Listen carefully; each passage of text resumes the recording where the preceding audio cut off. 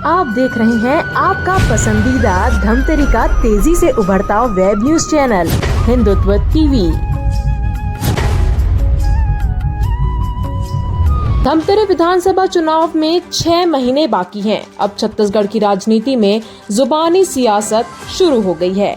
एक ओर सरकार घोषणा और वादों से लोगों को रिझाने की कोशिश कर रही है, तो वहीं विपक्षी सरकार की नाकामियों को गिराने में लगी है। मंगलवार को धमतरी सांसद प्रतिनिधि उमेश साहू ने अपने निवास में पत्रकारों से चर्चा करते हुए छत्तीसगढ़ के भूपेश सरकार पर बेरोजगारी दर को छुपाने का आरोप लगाते हुए कहा कि हर जिले में 20,000 से 80,000 तक बेरोजगार पंजीकृत हैं और छत्तीसगढ़ सरकार को गलत रिपोर्ट प्रस्तुत किया गया है। छत्तीसगढ़ को सबसे कम बेरोजगार वाला राज्य बनाने की कोशिश की गई है, जिससे सीधे सीधे छत्तीसगढ़ के बेरोजगार युवाओं के साथ छल किया जा रहा है। वहीं उन्होंने सरकार से मांग की बेरोजगारी भत्ता देने का वादा किया है। वहीं उन्होंने सरकार से मांग की कि बेरोजगारी भत्ता देने का वादा किया है। साल 18 से 19 जो बेरोजगार पंजीकृत हैं, उन्हें भी बेरोजगारी भत्ता दिया जाए। देखिए, आज का हमारा विषय है माननीय मुख्यमंत्री छत्तीसगढ़ के हमारे भूपेश बघेल जी हैं। अभी 1 अप्रैल से बेरोजगारी भत्ता देने का घोषणा हुआ है। उस विषय में जो CMI का जो रिपोर्ट होता है, उस रिपोर्ट में ये बताया गया है कि देश के भीतर सबसे कम बेरोजगारी दर जो है वो छत्तीसगढ़ में है, 0.70%, जो 1% से कम है, जिसका हमारे पास प्रमाण भी है। मैं इस पे ये कहना चाहूँगा कि अगर हम देखते हैं तो प्रदेश की जो कुल आबादी है, प्रदेश की कुल आबादी हमारे छत्तीसगढ़ में लगभग 3.25 करोड़ है। और ज़िले में अगर हम ज़िले के जो पंजीयन कार्यालय होते हैं उसकी अगर हम बात करें तो 20,000 से लेकर के लगभग 80,000 90,000 बेरोजगार हर ज़िले में पंजीकृत हैं। एक अकेले कोरबा में 1 लाख से अधिक, रायगढ़ में 1 लाख से अधिक जो है बेरोजगार पंजीकृत हैं, जिसका भी प्रमाण है। ऐसी स्थिति में हम निश्चित रूप से ये बोल सकते हैं कि छत्तीसगढ़ का जो भूपेश बघेल सरकार है, कांग्रेस की सरकार है, उनने गलत रिपोर्ट प्रस्तुत किया है और गलत रिपोर्ट प्रस्तुत करके छत्तीसगढ़ को सबसे कम बेरोजगारी वाला प्रदेश बनाने का कोशिश किए हैं। जो सीधे सीधे यहाँ के जो हमारे बेरोजगार युवा हैं उनके साथ उनने गलत किया है, उनके साथ उनने छल किया है। तो ये विषय है। और दूसरी चीज़ ये हम कहना चाहेंगे कि जैसे अभी उनने घोषणा जो किया हुआ है कि 1 अप्रैल से हम बेरोजगारी भत्ता बेरोजगारों को देने का चालू करेंगे, जिसमें 2 वर्ष पुराने जो पंजीकृत हैं उनको हमको देना है।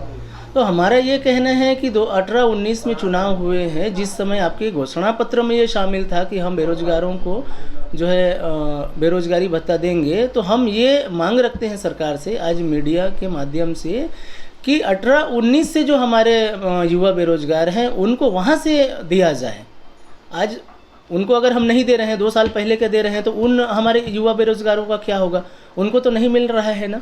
तो हम चाहते हैं कि 1 वर्ष का नहीं, हमको पता है अभी ये 2023 चुनाव का समय है, चुनाव के समय में चुनावी फ़ायदा उठाने का ये है। और उस हिसाब से देखा जाए तो अगर छत्तीसगढ़ के जो हमारे पास 33 ज़िले हैं, 33 ज़िले का मुझे लगता है कि एक ज़िले का 20,000 से लेकर के लगभग 80,000 90,000 तक की संख्या है। उस हिसाब से एवरेज कम से कम 40,000 50,000 बेरोजगार लोगों प्रति ज़िले का आंकड़ा आएगा। तो लगभग 11 लाख बेरोजगार आज के डेट में छत्तीसगढ़ के भीतर होंगे, जबकि भूपेश जी का जो परसेंटेज आ रहा है उसके हिसाब से तो लगभग बमुश्किल से 2 से 2.25 लाख बेरोजगार हैं। और मुझे लगता है कि 0.70% उनने जो दर दिखा रहा है, तो 2 से 2.25 लाख जो बेरोजगार हैं उसका 0.70% बेरोजगारों को उनने देने का लक्ष्य बनाया होगा। तो लगभग 1.25 लाख बेरोजगार को वो बेरोजगारी भत्ता देने की योजना बनाए हैं, जबकि लगभग बेरोजगार हमारे पास 11 लाख है। तो मुझे ऐसे परिस्थिति में मैं तो मांग करूंगा माननीय मुख्यमंत्री जी से कि वो हमारे छत्तीसगढ़ प्रदेश के लगभग 10-11 लाख जो बेरोजगार हैं उनको वो बेरोजगारी भत्ता दें। और साथ ही सिर्फ ये 1 वर्ष का नहीं, जब से आपने चुनावी घोषणा पत्र में जारी किया है तब 4 साल का बेरोजगारी भत्ता दो, 2,500 इंटू 4 साल 10,000 रुपये प्रति हमारे युवा बेरोजगारों को मिलना चाहिए, ये हमारा मांग है। और दूसरा चीज़, सबसे महत्वपूर्ण चीज़ हम ये बोलना चाहेंगे कि जो CMIE को जो उनने रिपोर्ट प्रस्तुत किया है, जिस आधार पर 0.70% आ रहा है, ये निश्चित रूप से फर्जी दस्तावेज उनने प्रस्तुत करके ये आंकड़ा बनाया है। इसकी जांच होनी चाहिए, इसकी निश्चित रूप से उच्च स्तर पर जांच होनी चाहिए कि उनने ऐसा गलत आंकड़ा प्रस्तुत करके छत्तीसगढ़ के जो युवा बेरोजगार हैं उनको अंधेरे में रखा, उनको धोखे में रखा है। इसकी जांच होनी चाहिए। हाँ, ये भी स्थिति है, वही स्थिति मैंने पहले ही कहा कि 20,000 से लगभग 1 लाख पंजीकृत बेरोजगार पहले ही हैं। उसके बाद अगर आज प्रतिदिन अगर हम जिले के रोजगार कार्यालय में जाते हैं तो 100-200 ऐसे बेरोजगार युवा हमारे पास पंजीयन के लिए पहुंच रहे हैं। तो ये एक चुनाव में अपना फ़ायदा लेने के लिए बेरोजगारों को ज़बरदस्ती लाइन में लगाने का काम जो है ये सरकार कर रही है, जबकि सरकार स्पष्ट ये कर रहा है कि 2 वर्ष पहले जिनका पंजीयन है उनको हम पंजीकृत करेंगे। ऐसे इन परिस्थितियों को भी सरकार को लगाम लगानी चाहिए। क्या यही माने आपका कहना है? निश्चित रूप से भाई 4 साल हो गया, 4 साल पूरे हो गए, अब चुनाव की स्थिति आ गई है, जबकि आपका जनघोषणा पत्र ये था कि हम जितने भी बेरोजगार हैं उनको 25 रुपये के हिसाब से हम देंगे। आपने 4 साल तक तो अपना वादा पूरा नहीं किया। अब जब चुनाव आने वाला है, मुश्किल से 3 से 4 महीना बाद आचार संहिता लगने वाला है, ऐसे कम समय में आप जो है बेरोजगारी भत्ता देने की जो सोच रहे हैं, निश्चित रूप से ये चुनावी फ़ायदा है आपका।